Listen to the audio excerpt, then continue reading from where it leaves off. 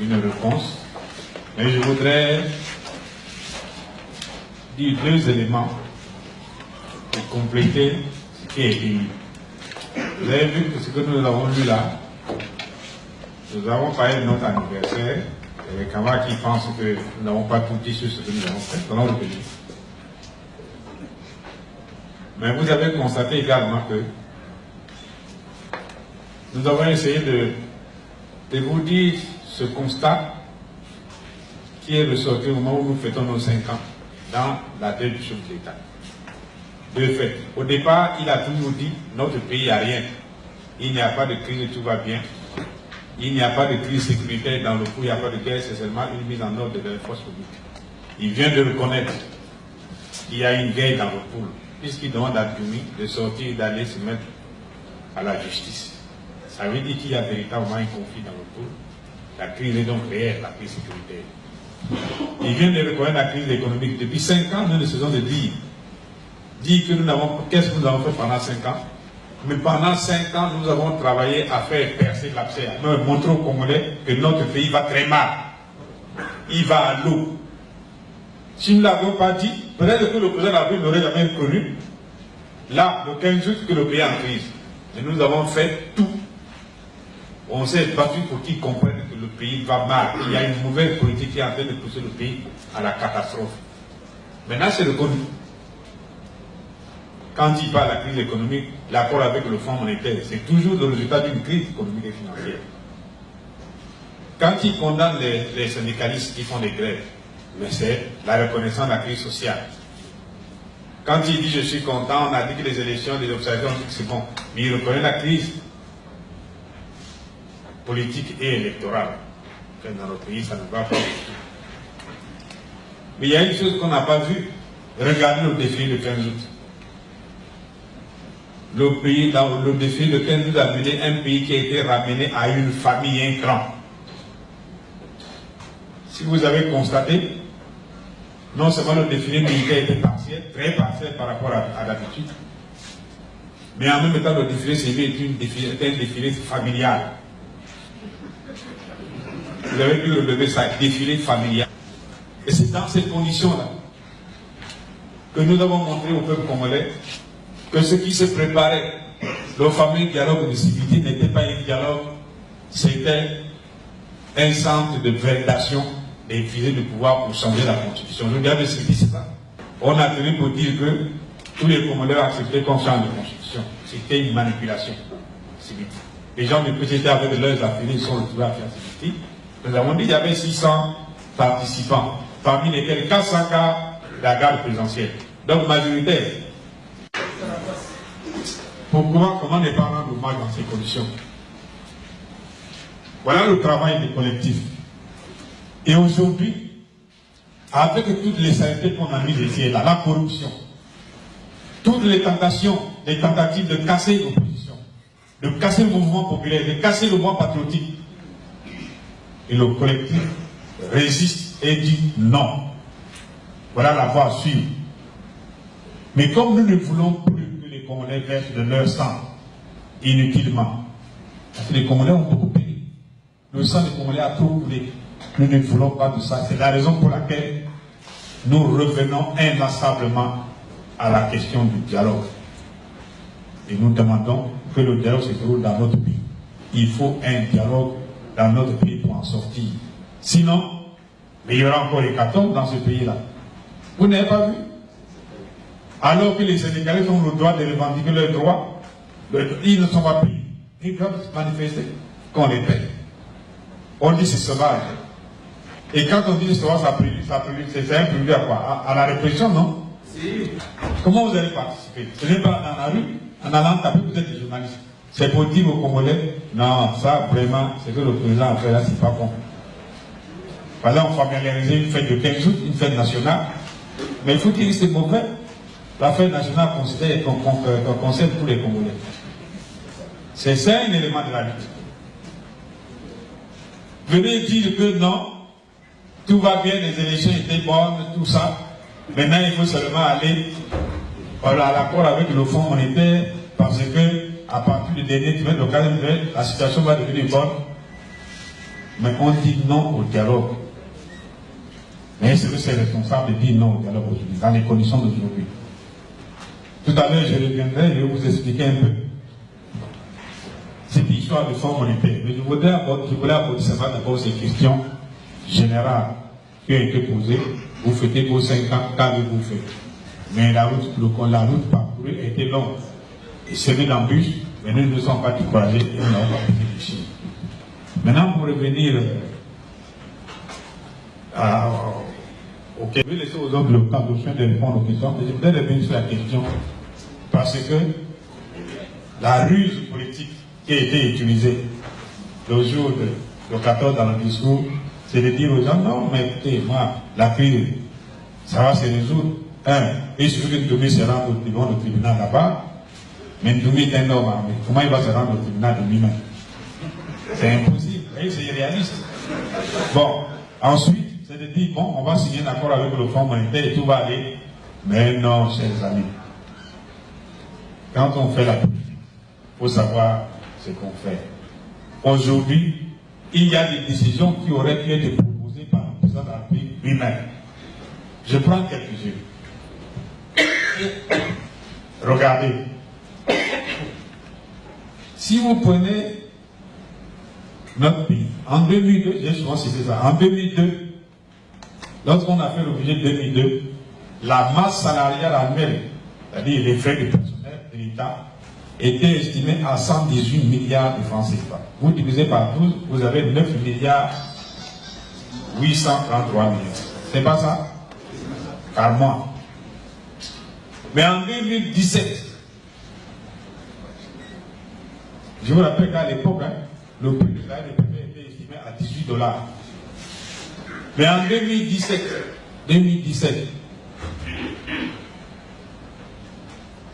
la masse des charges du personnel de l'État est estimée à 451 milliards de francs CFA pour les 12 mois hors personnel de la présidence.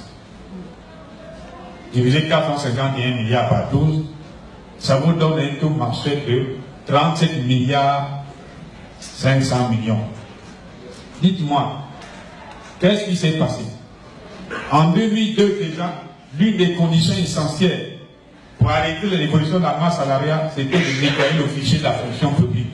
Parce qu'on estimait qu'un pays de 4,5 millions ne pouvait pas avoir 75 000 fonctionnaires. Donc il y avait forcément des doublons et des faux. Mais aujourd'hui, comme on est passé à 37 milliards 500 millions, si vous avez les 5 milliards à la présidence, vous êtes à 48 milliards 500 millions. Alors, qu'est-ce qu'on dit? Le président aurait pu me dire, cette situation est anormale, regardez le fichier de la fonction publique, regardez cette masse-là, c'est composé de quoi? Ce n'est pas une mesure immédiate. On n'a pas besoin, on a besoin du fonds monétaire pour ça. On n'en a pas besoin. En 2002, quand on a prévu, je vais vous dire, les charges de fonctionnement de l'État, le fonctionnement de l'État était à 36 milliards. 2002. Nous sommes en 2017, c'est passé à 289 milliards, à peu près 300 milliards. Qu'est-ce qui s'est ajouté ici? Pendant qu'il y a une décadence totale de l'hôpital, de l'école, de la vie de tous les jours, du chômage qui monte partout. Comment on peut expliquer ce genre de variation-là? Est-ce que vous, les Congolais, vous comprenez ça? Ça vous dépasse. Comment est-ce qu'on a pu arriver là? Comment est-ce qu'on a pu arriver là? Ce n'est pas sérieux. La vie des Congolais n'a pas changé. Mais voilà comment l'argent s'envole. L'argent s'envole. Et ça, c'est les mesures à prendre immédiatement. Dans un pays de 4,5 millions d'habitants, vous avez besoin d'un gouvernement de 38 ministres. Mais pourquoi on a un gouvernement de 38 ministres? Voilà une charge à réduire immédiatement. Le président aurait pu proposer déjà dans son discours qu'on réduise le nombre de ministres. Quand vous réduisez le nombre de ministres, vous allez réduire le nombre des cabinets également. Et il y a combien de personnes au cabinet présidentiel? à la primature. Ce n'est pas moins de 200 à 300 personnes. Hein. Pourquoi? Pour traiter tes dossiers. Voilà les mesures immédiates. Arrêtez avec des fêtes fastueuses. Regardez, on n'arrive pas à payer les pensions des retraités, mais nous avons organisé une fête de 15 jours très coûteuse. Très coûteuse. Très coûteuse. Au défilé, vous avez vu l'opacité, non? Les drapeaux rouges là. Mais c'est 2000 francs par quelques personnes qui défilent. Au moins. Les danses du soir. Sans compter l'argent qu'on jette comme ça. Des investissements absolument inutiles. Exemple, la zone industrielle de, on appelle ça, des Kitéré. Maloukou plutôt. Ça existe encore là-bas. On a fait des mauvais choix en paquet d'investissement. Les mini-colocos d'impôts. Nous avons dit dans le texte que les Congolais continuent à manger des puces congelées qui viennent d'Europe, des cuisses de poulet congelées qui viennent d'Europe, qui rendent les gens malades. Alors qu'on avait mis des poulets là pour nous les Congolais, mais il n'y a pas de poulet. J'ai demandé à mon cuisinier l'autre jour, mais moi je voudrais avoir des poulets vivants là. On ne peut pas trouver. Ah patron, c'est dur, hein. Mais ce n'est pas pour dire en gros, regardez tout ça. C'est les mesures immédiates qui auraient pu être prises. Et il y a une autre mesure, nous l'avons déjà proposée. Dans ce pays, mais donc quand même qui a dit que SCD Denis Sassou Nguesso avait posé un acte juste, mais quand il était président du comité central de l'ancienne PCT, le salaire d'un ministre était 400 000 francs. C'est ça, non? Mais aujourd'hui, le salaire du ministre le moins rémunéré, c'est 15 millions. Et regardez. Mais là, on peut dire, bon, au lieu de faire comme ça, bon, on va réduire un peu. On va ramener les salaires des ministres au niveau antérieur. Pas qu'à 100 000. Si c'était mon dit jusqu'à 3 millions et demi. Alors, on va mettre à ce niveau-là. Mais 15 millions. Vous vous rendez compte comment vous pouvez des histoires pour un Congolais qui n'a jamais gagné 100 000 francs dans sa vie, vous l'avez nommé ministre, c'est comme ça, il a 15 millions. Pourquoi voulez-vous qu'il conteste?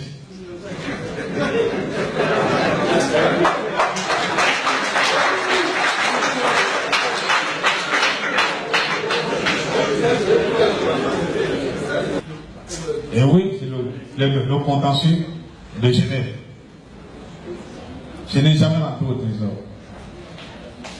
Pourquoi voulez-vous faire le gaz pétrolier avec les traders, Glencore, Trafigura? C'est des gens qui sont chargés seulement de vendre le pétrole, mais le Congo va faire le gaz pétrolier avec eux.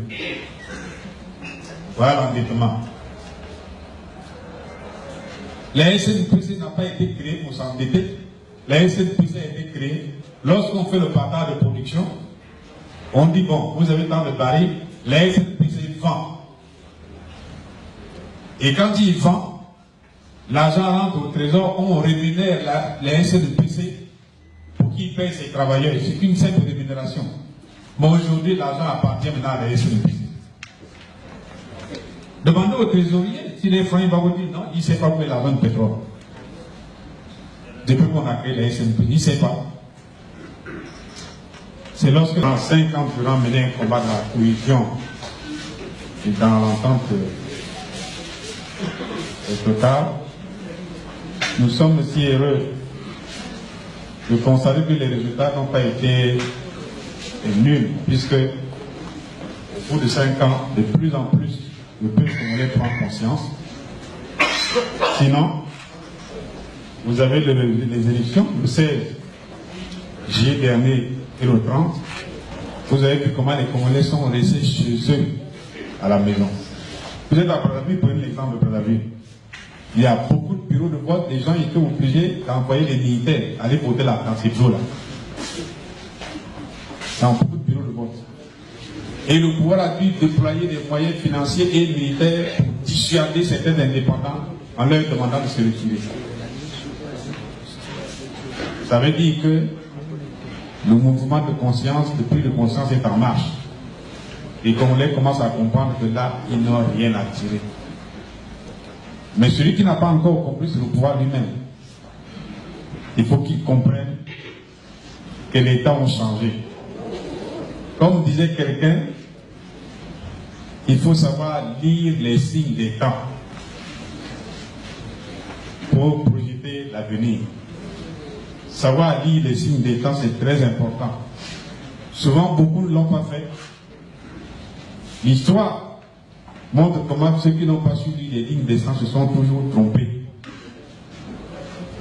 Moi, j'ai encore en tête ce grand dictateur qui frappa une maladie terrible, s'est fait injecter des produits les plus toxiques, retrouver la folle pour dire il y a une rébellion dans mon pays, je vais aller mater, alors que les temps avaient complètement changé. Et il a dû quitter son pays en catastrophe, en fuyant dans un avion, et il est parti pour toujours. Mais alors il faut savoir lire les signes des temps. Savoir lire les signes des temps, c'est de chercher à mieux décider. Il faut savoir abandonner quand il est temps. Il faut faire extrêmement attention. Notre pays va très mal. Ce n'est pas parce que le Fonds monétaire vient que ça résoudra les problèmes. Le Fonds monétaire vient vous montrer. Peut-être que les gens croient qu'il y a une potion magique qu'on amène. Non. Le Fonds monétaire vient vous montrer en disant « Ah, ça c'est mauvais. Ici, voilà ce qu'il faut faire. » Mais si vous trichez avec le Fonds monétaire, vous ne faites aucun pas. Ça fait 3 missions que le Fonds monétaire a déjà faites dans notre pays. Mais le gouvernement actuel a toujours trompé, donnant des faux chiffres. À la fin de ce mois, ça va être la 4e mission. Pour rendre compte, c'est beaucoup. Alors, moi qui ai encore trompé le Fonds monétaire, avec ce qu'ils ont voulu dévoiler, on est arrivé à 117%. Mais tout le monde le sait, et le gouvernement en premier, qu'il y a encore des choses qui se cachent dans les tiroirs. Si on les sort, la dette du Congo pourra s'envoler à plus de 140%. Et oui, si on les sort, ça pourra s'envoler à 140%. Mais alors, le Fonds monétaire avait posé la fois dernière la question de savoir, vous avez dégagé les excédents budgétaires de tous ces milliards, dites-nous ce que vous en avez fait. Le ministre des Finances de l'époque, qui est toujours dans le gouvernement, ministre d'État, a répondu, on a investi. Mais il oubliait que le Fonds monétaire, comme on dit, là, c'est des intellectuels. Ils ont dit, ah bon, mais c'est très bien. Quand vous dépensez, on trouve les traces. Mais dans votre tableau qui retrace là, tableau d'opération financière de l'État, on n'a vu ni l'entrée ni la sortie. Qu'est-ce que vous en dites? Vous voyez? C'est idiot. Quand vous avez en face de vous les gens qui sont intelligents, ne leur racontez pas n'importe quoi, ils se tuent. Et jusqu'aujourd'hui, le Fonds monétaire cherche. Les fameux 12 000 milliards là sont partis où? Et nous avons fait nos comptes, on est à 14 000 milliards. Mais alors, ils sont partis où? C'est la question que nous posons. Si vous les sortez, mais je vous assure qu'aujourd'hui, vous ne connaîtrez pas la crise. Puisqu'on a de l'argent pour travailler. Donc, le Fonds monétaire va demander en premier, donnez-nous ça. Dites-nous c'est parti où. Deuxièmement, mais l'envolée de la dette congolaise a pour origine essentiellement l'endettement vis-à-vis de la Chine. Qu'avez-vous fait de l'argent que les Chinois vous ont donné? C'est parti où? On va vous dire, ah, on a construit le stade, voilà, 134, la salle de conférence, 134 milliards. Vous croyez qu'on peut construire une salle de conférence à 134 milliards? Mais le fonds va creuser? Non, c'est pas ça. Les grands travaux, dites-nous, la défense est partie où? Donc, la mission que le Fonds monétaire fait, c'est déjà annoncé, hein, c'est pour la restauration de la bonne gouvernance budgétaire et de la transparence. Ça veut dire qu'il faut que le gouvernement congolais soit transparent. Mais la transparence implique la punition, la sanction. Est-ce que le gouvernement là est prêt à sanctionner? Et qui on doit sanctionner? Le Fonds monétaire va demander, bon, mais vous produisez du pétrole. En 2017, la prévision pour la production de pétrole, c'est 93 millions de barils. 93 millions de barils. C'est beaucoup. Malgré les soustractions invisibles là, on a mis le prix du baril à $38. Alors que ce n'est pas vrai. Vous savez pourquoi on a mis à 38 $? Non.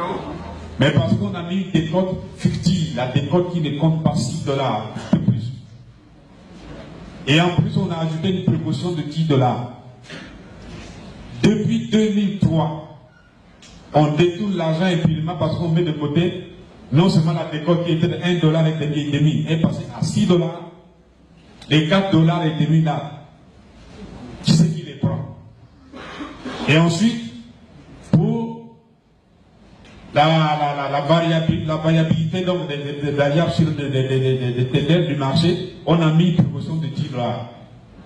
Précaution de 10 $. Donc on diminue le prix du baril volontairement. Mais en bon gestionnaire, qu'est-ce qu'on fait? En fin d'année, on refait le point. Si le prix de 38 $ auquel on a souscrit 10 $ est maintenant passé à 52 $, ça veut dire que les 10 $ étaient volés. Il faut le réintégrer. Mais si ça réintègre les 10 $, qu'est-ce que ça passe? Ce n'est pas des ressources supplémentaires. Alors je vous demande de faire un petit calcul. Faites un petit calcul de 2003 maintenant, la promotion de 10 $ par baril. Ça représente quelle somme? Et qui a pris ça? Qui c'est qui a pris cet argent de la précaution, puisqu'en fin d'exercice, on n'a jamais refait le point, ça n'a jamais été réintégré aux ressources de l'État. Mais regardez les budgets qui ont été faits depuis 2003. À quel niveau on a réintégré ces ressources-là? Aucune. Mais c'est très grave, chers amis. C'est très grave pour un pays. Nous voulons que cette histoire prenne le fin. Et nous allons nous battre. Voilà le nouveau défi pour le collectif, les partis d'opposition congolais, et le nouveau défi pour les Congolais, c'est de dire non. Il faut qu'on arrête là, désormais. Il faut dire I c'est I, O c'est O, et non I égale O, et O égale A. Ça c'est fini, on ne veut plus de ça. Mais pour qu'on arrive à cette situation-là, il faut que nous regardions dans les yeux. Ce n'est pas avec un kalachnikov, on appelle ça kalachnikov, hein? Les fusils là, c'est pas avec ça. Non, on se regarde les yeux dans les yeux. C'est-à-dire on va au dialogue, on dit non, là c'est mauvais, on ne fait pas comme ça. Et si c'est bon, faisons comme ça. Et dans un petit pays comme le nôtre, au lieu de faire un gouvernement de 40 membres, un gouvernement de 18 personnes, même de 15 personnes, ça suffit très largement. Et il ne faut pas donner aux gens des appétits de vol. Vous donnez un ministre de 15 millions, vous l'opposez au vol. Et ça, c'est mauvais. Mais ça, nous ne disons que ce qui est dans le budget. Mais il y a des choses qui ne rentrent pas dans le budget qu'on ne voit jamais. D'accord? Et vous verrez, aucun homme politique, quel qu'il soit, ne viendra désormais se gargariser pour dire moi. Non, le moi n'a jamais gouverné un pays. Ce qui gouverne un pays, c'est nous. Nous, c'est-à-dire ensemble, voilà ce que nous pouvons faire, voilà ce que nous ne pouvons pas faire. Voilà, chers amis, ce que nous avons donné à dire au moment où nous fêtons nos 5 ans pour dire la lutte n'est pas terminée. Au contraire, elle ne fait que prendre de l'ampleur et prendre de la puissance maintenant, parce qu'il faut qu'elle aboutisse. Et pour qu'elle aboutisse, il faut que tout le monde, en cœur, nous disons non à la mauvaise gestion, non à l'injustice, non à la fatalité. Nous disons oui à la bonne chance, à la concertation, aux échanges, à la compétence et non à la puissance. Parce que si c'est un gouvernement qu'on avait changé parce que la politique change, oui. Mais là, la politique ne changera pas. Nous avons vu, on a suivi le discours du président, il n'a rien proposé de nouveau par rapport à la politique à conduire. Donc, on change de Mwamba, on change de tel ministre, tout ça. Bon, peut-être, s'il est réduit, ben, ça réduira les charges. Parce que le premier gouvernement était très pléthorique, bourré de gens sans expérience ni compétences. Bon, maintenant, si on peut penser à ça, bon, ce sera peut-être mieux. Mais la réalité demeure, c'est qu'il n'y a pas une bonne politique. Un gouvernement n'a de sens que lorsqu'il repose sur une politique.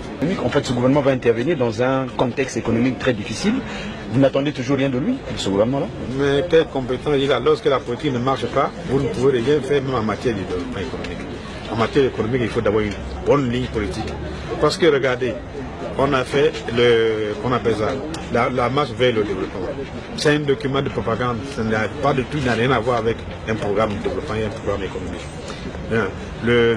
Comment on appelle ça? Il y a encore un programme qui avait précédé. Ça, ce sont des documents de propagande, des chemins d'avenir. C'est des chemins de propagande, ça n'a rien à voir avec une politique cohérente d'un pays. Donc, quand on forme un gouvernement, il doit se reposer sur une bonne politique et il doit avoir cette politique. C'est cette politique qu'il va appliquer. Mais le nôtre, on va le faire pour appliquer quelle politique? Rien du tout. Donc ça nous dit absolument rien. Nous, ça ne nous dérange pas. Même 1000 gouvernements on peut former, ça ne nous intéresse pas. Ce que nous voulons aujourd'hui, c'est qu'on dise il faut que les Congolais se retrouvent dans un dialogue, qu'on dégage les principales solutions qui peuvent nous aider à sortir de la crise. Non seulement le gouvernement qui sera formé, bon, ça nous intéressera, on mettra en place un gouvernement capable de sortir le Congo de cette situation-là. Monsieur le Président, une dernière question. Pays à revenu intermédiaire, pays moins avancé, PPTE hier, avec une dette importante et réduite. Aujourd'hui, on repart au FMI. C'est un pas en avant ou c'est le retour à la case départ? C'est un retour à la case départ. Vous avez bien trouvé le thème. C'est un retour à la case départ. Nous sommes allés au Fonds monétaire pour l'IPPTE parce que la dette est devenue insupportable. Mais elle devient de plus en plus insupportable. Donc on repart à la case départ.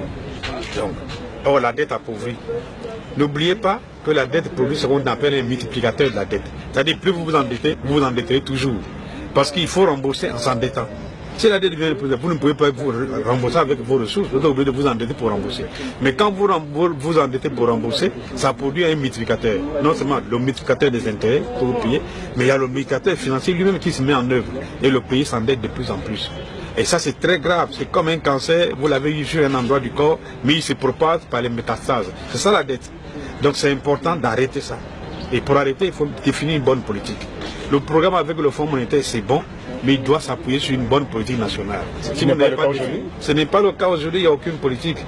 On dépend n'importe comment, on fait n'importe quoi, on investit n'importe quoi dans des choses qui ne rapportent pas du tout. Allez-y à Maluku, vous verrez la qualité des investissements. Mais c'est du gaspillage. C'est du gaspillage. La qualité n'y est pas. Et le retour sur le capital, l'investissement n'y est pas. Dernière question, Président, est-ce que vous pensez que le surendettement du Congo aujourd'hui, c'est son regard tourné vers la Chine? Non, ce n'est pas le regard tourné vers la Chine. Si vous regardez la Chine dans les bonnes opérations, ce n'est pas mauvais. Mais le point, c'est qu'on s'est endetté inconsidérément avec la Chine. Et les Chinois non plus ne nous ont pas aidés. Ils ont mis à propulser comme la dette, comme ça sans regarder, alors que le Fonds monétaire a posé à travers son programme des conditions précises. 1. Il faut s'endetter aux conditions constitutionnelles. 2. En s'endettant, il faut éviter de faire le gaz pétrolier. Ces deux éléments fondamentaux du programme IPPTE, le Congo ne les a pas respectés. Et les Chinois, c'est un grand pays, un pays qui fait partie du Conseil d'administration du Fonds monétaire, devait nous rappeler alors en disant attention, voilà les conditions posées par le FMI. Nous voulons bien vous aider, mais à condition qu'on reste dans les conditions proposées par le FMI. C'est très important. Merci, monsieur. Et même, regardez, lorsque nous sommes passés devant le Conseil, le club de Paris et le club de Londres, on a dit désormais, avec le club de Paris, voilà les conditions. Avec le club de Londres, voilà les conditions. Alors désormais, pour s'endetter, vis-à-vis même des gens qui ne font partie ni club de Londres ni club de Paris, il faut respecter les mêmes conditions. Mais ce que le Congo n'a pas respecté.